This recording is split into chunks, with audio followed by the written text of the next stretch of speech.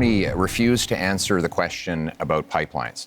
Just the other day, he said that he doesn't necessarily think we need to build pipelines. And I asked Mr. Carney why he would keep in place this anti-pipeline law that effectively empowers Donald Trump to have a total monopoly on our single biggest export.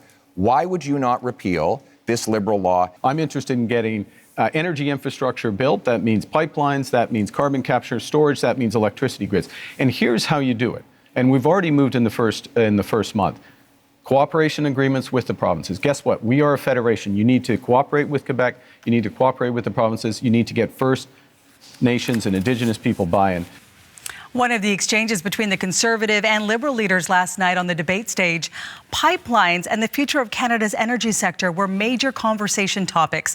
And you heard there Mark Carney mention getting buy-in from First Nations communities on pipeline projects. That's something Indigenous rights lawyers say is not an option. And while Indigenous rights did come up in both debates, it was part of broader conversations on other topics. There was no specific segment dedicated to Indigenous issues.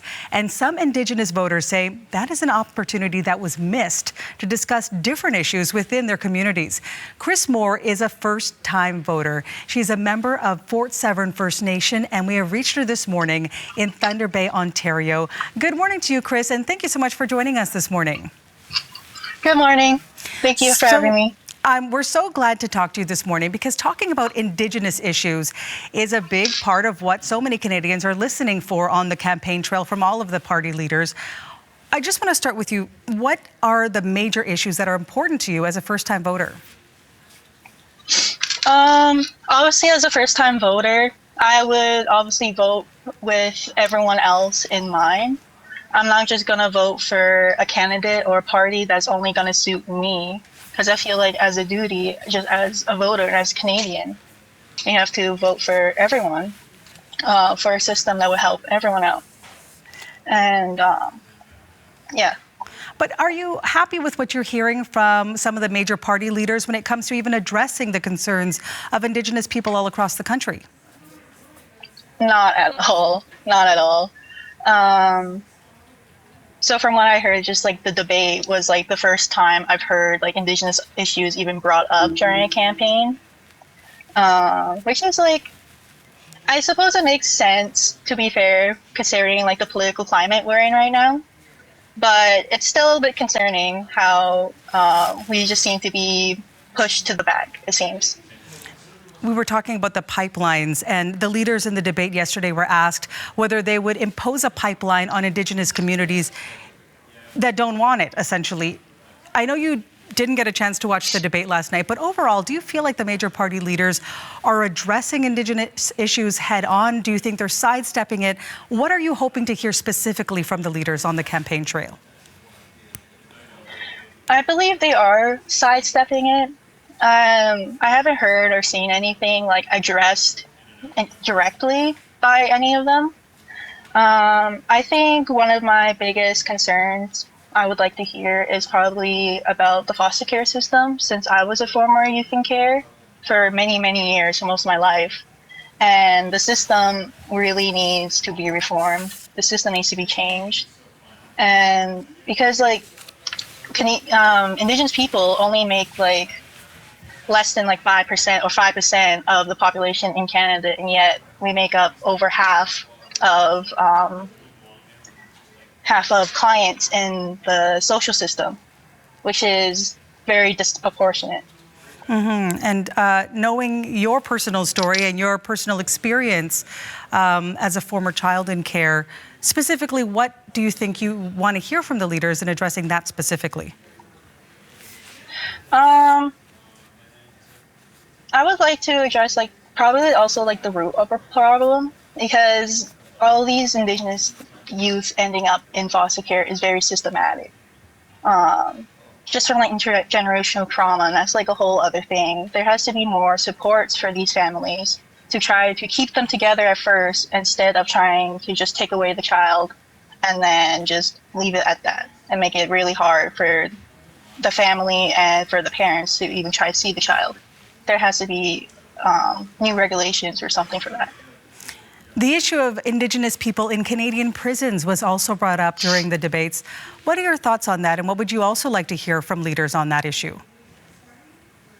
I believe I talked about this before at like a different event, and I remember the speaker talking how about there has to be like spiritual and Indigenous teachings and healing for inmates who are Indigenous, because the chances are that they're very disconnected from the culture is very high.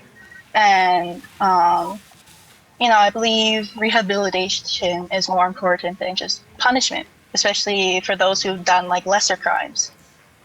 You're a first-time voter, as we mentioned. How important is it? We are now 10 days away from Election Day, April 28th. How important is it for you to cast your ballot, but also for you to really listen closely to what the leaders are saying so you make your informed decision?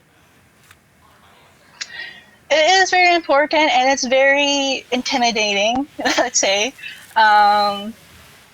Me and my younger brother are first-time voters, and we've been listening to all the candidates.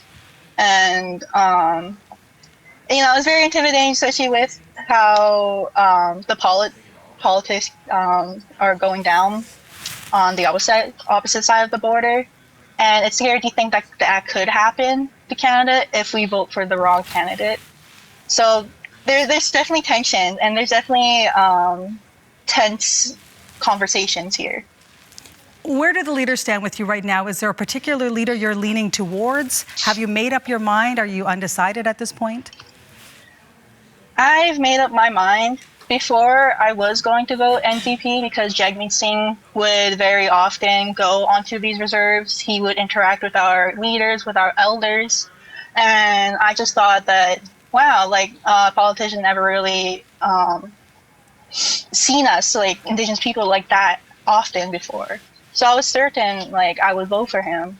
But upon seeing, like, the popularity polls, and plus when Carney came into the picture as a candidate, I just decided to change my mind to Carney because of his political history, his education, and he's just very, very qualified to be the Prime Minister.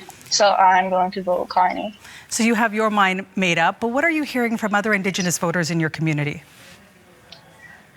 I'm not hearing a whole lot, if I'm being honest. It just sounds like, especially those back home, it just sounds like they're not voting because either they just don't care because they're so up north, or they're just so disconnected from like the rest of Canada being on the reservation. Which is like a bit worrying because like voter apathy is very high lately, and you still live in Canada. Like your vote does matter, and whoever you vote, like whatever policies and whatever regulations they bring, it will affect the reservation one way or another. Kris Moore, thank you so much for talking to us this morning, sharing your insights and where you stand 10 days to Election Day. Kris Moore is a first-time voter from the Fort Severn First Nation in Thunder Bay.